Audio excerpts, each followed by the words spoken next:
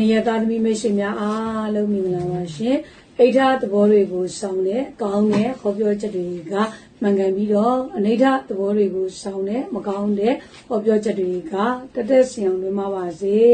2026ခုနှစ်ဇန်နဝါရီလ17ရက်နေ့တနင်္ဂနွေသားသမီးများအတွက်တနေ့တာဟောစတန်ဖြစ်ပါတယ်တနင်္ဂနွေသားသမီးများအတွက်ဒီနေ့မှာသူများပြဿနာကိုပြဿနာမျိုးတွေဖြစ်တတ်တယ်သူများပြဿနာတွေမှာကိုကဂျားညက်ပြီးတော့ဂျားဝင်ပြီးတော့ဖြည့်ရှင်းပေးရတာမျိုးတွေကြုံရတတ်တယ်မိတ်ဆွေတရားအတွက်မိတ်ဆွေအတွက်တွေလည်းဒီနေ့မှာစိတ်ရှုပ်စရာစိတ်တော့ကဖြစ်စရာများနဲ့လည်းကြုံရတတ်တယ်မြေကိစ္စနေရာကိစ္စအတွက်တွေလည်းဒီနေ့မှာစကားများရတာဖြည့်ရှင်းပေးရတာမျိုးတွေကြုံရတတ်တယ်အလုံးနဲ့ပတ်သက်ပြီးတော့လည်းဒီနေ့မှာခရီးဝေးထွက်ရတတ်တယ်ထွက်မဲ့ဆိုကောင်းတဲ့အစဉ်ပြေအောင်မြင်မယ်နော်ကျမ်းမာရေးအနေနဲ့ခန္ဓာကိုယ်ရဲ့အောက်ပိုင်းမှာခြေထောက်မှာထိခိုက်မိတတ်တယ်တတိထားနော်အခြေရေးမှာတော့ဒီနေ့မှာအေဂျင့်တာယာအစဉ်ပြေအောင်မြင်တယ်နော်အိမ်တော်ရေးမှာတော့ဒီနေ့မှာအိမ်တော်ရေးမှာ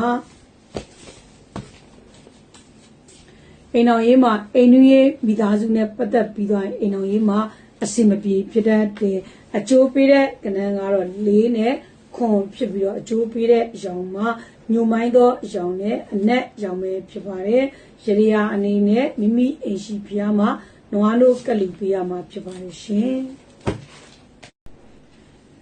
ခொနရသားသမီးမိတ်ဆွေများအားလုံးမင်္ဂလာပါရှင်အိဋ္ဌသဘောတွေကိုရှောင်တဲ့ကောင်းတဲ့ဟောပြောချက်တွေကမှန်ကန်ပြီးတော့အနိဋ္ဌသဘောတွေကိုရှောင်တဲ့မကောင်းတဲ့ဟောပြောချက်တွေကတသက်စင်အောင်လွှမ်းပါစေ2026ခုနှစ်ဇန်နဝါရီလ17ရက်နေ့တနင်္လာသားသမီးများအတွက်တနေ့တာဟောစတန်ဖြစ်ပါတယ်တနင်္လာသားသမီးများအတွက်ဒီနေ့မှာပညာရေးကိစ္စသင်တန်းကိစ္စအလုပ်လျှောက်လာကိစ္စတွေအခွင့်အရေးကောင်းတွေပေါ်လာတဲ့လက်ရှိရဲ့လုပ်ငန်းကိုလည်းလုပ်ငန်းတစ်တိုးချဲ့ရတာလုပ်ငန်းအသစ်စတင်ရတာမျိုးတွေလည်းကြုံရတဲ့စတင်မယ်ဆိုစတင်သင်တယ်ကောင်းတယ်အစဉ်ပြေအောင်မြင်မယ်နော်ရစရာရှိတဲ့ငွေရေးကြေးတွေဆိုလည်းဒီနေ့မှာမရည်ရွယ်ပဲမထင်မှပဲနဲ့ငွေကြေးတွေပြောင်းလာတဲ့ကျမ်းမာရေးအနေနဲ့တတိထားနော်ခေါင်းကိုက်တဲ့ခေါင်းမူတဲ့ဝေဒနာမျိုးတွေခံစားရတဲ့အကျိုးပေးတဲ့ကဏ္ဍကတော့2နဲ့5ဖြစ်ပြီးတော့အခြေရေးမှာတော့ဒီနေ့မှာမဖြစ်စလောက်ပြဿနာတိတိလေးကစပြီးတော့နားလည်မှုတွေလွဲနေတာအစင်မပြေတာမျိုးတွေဖြစ်တတ်တယ်နော်အိမ်တော်ရေးမှာတော့အမျိုးသားအတွက်ခင်မွန်းတဲ့အမျိုးသားအတွက်ကိုဝမ်းသာစရာစိတ်ချမ်းသာစရာတည်င်းစကားမျိုးတွေကြားရတဲ့အကျိုးပေးတဲ့အကြောင်းမှာအဖြူရောင်နဲ့ရှူဝါရောင်ပဲဖြစ်ပါတယ်ရရိယာအနေနဲ့မိမိအိမ်ရှိဖျားမှာပဲပလာတာကလူပေးရမှာဖြစ်ပါတယ်ရှင်ခொနရသားသမီးမိတ်ဆွေများအားလုံးမင်္ဂလာပါရှင်အိဋ္ဌသဘောတွေကိုစောင့်တဲ့ကောင်းတဲ့ဟောပြောချက်တွေကမှန်ကန်ပြီးတော့အနိဋ္ဌသဘောတွေကိုစောင့်တဲ့မကောင်းတဲ့ဟောပြောချက်တွေကတသက်စင်အောင်လွှမ်းပါစေ2026ခုနှစ်ဇန်နဝါရီလ17ရက်နေ့အင်္ဂါသားသမီးများအတွက်တနေ့တာဟောစတန်ဖြစ်ပါတယ်အင်္ဂါသားသမီးများအတွက်ဒီနေ့မှာလူမျိုးခြားဘာသာခြားတွေရှိကနေပြီးတော့မထင်မှတ်ပဲမရည်ရွယ်ပဲနဲ့အဆက်အသွယ်ကောင်းတွေအကူအညီကောင်းတွေအထောက်ပံ့ကောင်းတွေများစွာရရှိတတ်တဲ့ရွှေလက်ဝဲရတနာများနဲ့ပတ်သက်ပြီးတော့ဒီနေ့မှာစိတ်ရှုပ်ရတာစိတ်ညစ်ရတာစိတ်တော့ကတွေလည်းကြုံရတတ်တဲ့ကိုယ့်ကိုသူတော်ကဒီနေ့မှာကြောက်တွန်းခံရတာကြောက်ကြခံရအတုံးချခံရတာအထင်လွဲအဆွေတွေလည်းဒီနေ့မှာခံရတတ်တဲ့တတိထားနော်ကျမ်းမာရေးအနေနဲ့ခြေထောက်မှာထိခိုက်ဒဏ်ရာမျိုးတွေရတတ်တဲ့တတိထားနော်အခြေရေးမှာလည်းချစ်သူစီကနေပြီးတော့သတင်းကောင်းတွေကြားရတတ်တယ်နော်အိမ်တော်ရေးမှာတော့ဒီနေ့မှာခိတ္တခဏအိမ်တော်ဘက်နဲ့ခိတ္တခဏခွဲနေရတတ်တယ်နော်အကျိုးပေးတဲ့ကဏ္ဍကတော့1နဲ့ခွန်ဖြစ်ပြီးတော့အကျိုးပေးတဲ့အကြောင်းမှာအဖြူရောင်နဲ့ငွေရောင်ပဲဖြစ်ပါတယ်ရရိယာအနေနဲ့မိမိအိမ်ရှိဖျားမှာလက်ဖက်တော့တလူပေးရမှာဖြစ်ပါတယ်ရှင်ခொနရသားသမီးမိတ်ဆွေများအားလုံးမင်္ဂလာပါရှင်အိဋ္ဌသဘောတွေကိုစောင့်တဲ့ကောင်းတဲ့ခေါ်ပြောချက်တွေကမှန်ကန်ပြီးတော့အနိဋ္ဌသဘောတွေကိုစောင့်တဲ့မကောင်းတဲ့ခေါ်ပြောချက်တွေကတသက်စင်အောင်လွှမ်းပါစေ2026ခုနှစ်ဇန်နဝါရီလ17ရက်နေ့ဗုဒ္ဓဘုရားသမီးများအတွက်တနေ့တာဟောစတန်ဖြစ်ပါတယ်ဗုဒ္ဓဘုရားသမီးများအတွက်ဒီနေ့မှာ အစစအရာရာအစဉ်ပြေအောင်မြင်မဲ့နေမျိုးဖြစ်ပါတယ်ရည်ရွယ်ထားတဲ့စိတ်ကူးထားတဲ့လုပ်ငန်းတွေကိုဒီနေ့မှာရဲရဲတာလှုပ်ဆောင်မှာအစဉ်ပြေအောင်မြင်မယ်နော်ဆွေမျိုးမိတ်ဆွေအရင်အခြားများကြောင့်လည်းဒီနေ့မှာစိတ်ရှုပ်ရတာစိတ်ညစ်ရတာသူတို့အတွက်တွေကိုကစိတ်တော့ကတွေနဲ့လည်းကြုံရတဲ့ကျမ်းမာရေးအနေနဲ့တတိထားနော်စီပူလောင်တာမီးပူလောင်တာအပူလောင်တဲ့ဝေဒနာမျိုးတွေခံစားရတဲ့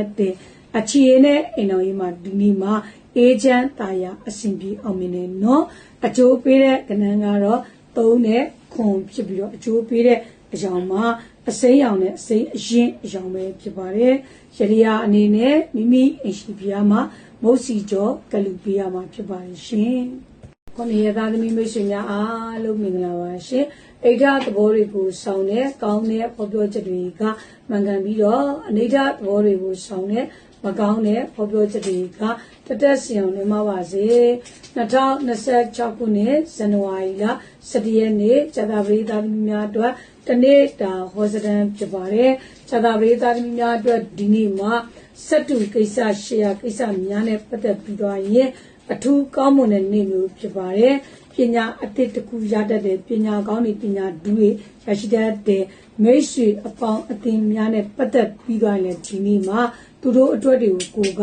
စိတ်ညစ်ရတာစိတ်ရှုပ်ရတာစိတ်တော့ကဖြစ်เสียများနဲ့လည်းဒီနေ့မှာကြုံရတဲ့ကျမ်းမာရေးအနေနဲ့လည်းကောင်းတဲ့ချမ်းကြိုက်တဲ့ဝေဒနာမျိုးတွေခံစားရတဲ့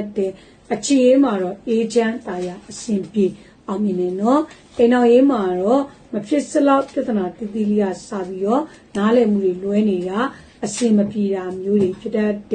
အကျိုးပေးတဲ့ကဏ္ဍကတော့1နဲ့9ဖြစ်ပြီးတော့အကျိုးပေးတဲ့အကြောင်းမှာအဝါရောင်ပဲဖြစ်ပါတယ်ရရိယာအနေနဲ့မိမိအိမ်ရှိဖျားမှာအုံလို့ခောက်ဆွဲကလူပေးရမှာဖြစ်ပါတယ်ရှင်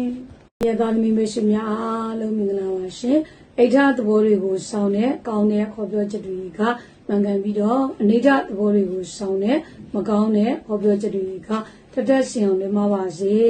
2026ခုနှစ်ဇန်နဝါရီလ17ရက်နေ့တောက်ကြသားသမီးများအတွက်တနေ့တာဟောစတန်ဖြစ်ပါတယ်တောက်ကြသားသမီးများအတွက်ဒီနေ့မှာမိတ်ဆွေအဟောင်းအဆက်အဟောင်းများနဲ့လည်းမရည်ရွယ်ပဲမထင်မပင်းနဲ့ဒီနေ့မှာပြန်လဲစုံစည်းရတတ်တယ်နော်အိမ်ကိုဖျားပုံတော်ဘိုးတော်ပုံတော်ရဟန္တာပုံတော်ကြွလာရင်ဒီ80ရာခိုင်နှုန်းဒီပေါက်ကိန်းရှိတယ်ဒီပေါက်မယ်နော်ဒီနေ့အတွက်ငွေရေးကြေးတွေစုရင်လည်းအလုံးလိုက်ရင်လိုက်ထိုးလိုက်ထည့်လိုက်ဒီငွေကြေးကန်ကောင်းတယ်နော်ငွေကြေးတွေဝင်လာတဲ့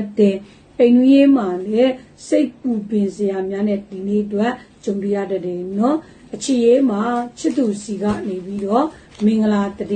င်းစကားတွေကြားရတတ်တယ်နော်အိမ်တော်ရေးမှာတော့မိခင်ရှိကနေပြီးတော့အဆက်အသွယ်ကောင်းတွေထောက်ပံ့ကောင်းတွေအမေမိခင်ရှိကအထောက်ပံ့ကောင်းတွေရရှိတတ်တဲ့ကျမ်းမာရေးအနေနဲ့ခေါင်းမူတဲ့ခေါင်းကိုက်တဲ့ဝေဒနာမျိုးတွေခံစားရတတ်တယ်နော်အကျိုးပေးတဲ့ကဏ္ဍကတော့4နဲ့2ဖြစ်ပြီးတော့အကျိုးပေးတဲ့အကြောင်းမှာအဖြူရောင်နဲ့ငွေရောင်ပဲဖြစ်ပါတယ်ရရိယာအနေနဲ့မိမိအိမ်ရှိပြားမှာကြာစံချက်ကလူပေးရမှာဖြစ်ပါတယ်ရှင်ခုနှစ်ရသားသမီးမိတ်ဆွေများအားလုံးမင်္ဂလာပါရှင်အိဋ္ဌသဘောတွေကိုစောင့်တဲ့ကောင်းတဲ့ဟောပြောချက်တွေကမှန်ကန်ပြီးတော့အနိဋ္ဌသဘောတွေကိုစောင့်တဲ့မကောင်းတဲ့ဟောပြောချက်တွေကတက်စီအောင်နေမှာပါစေ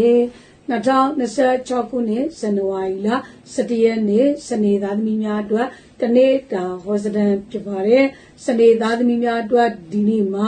အလုံးမှာစိတ်ညစ်စရာစိတ်ရှုပ်စရာစိတ်တွေတအားဖိစီးမှုတွေဒီနေ့အတွက်ကြုံရတတ်တယ်နော်ငွေရေးကြေးကိစ္စနေရာတငင်းများနဲ့ပတ်သက်ပြီးတော့လေဒီနေ့မှာစိတ်ရှည်သီးခဏကပူပြီးတော့အစဉ်ပြေအောင်မြင်နေနော်မြေကိစ္စအမွေကိစ္စဖုံးအတဲဒီပနက်တရက်စနက်ပတ်သက်တဲ့ကိစ္စရက်တွေမှာလည်းဒီနေ့မှာအဆအအရရအစဉ်ပြေတာမျိုးတွေအောင်မြင်တာမျိုးတွေဖြစ်မယ်နော်အခြေအေးမှာတော့ဒီနေ့မှာ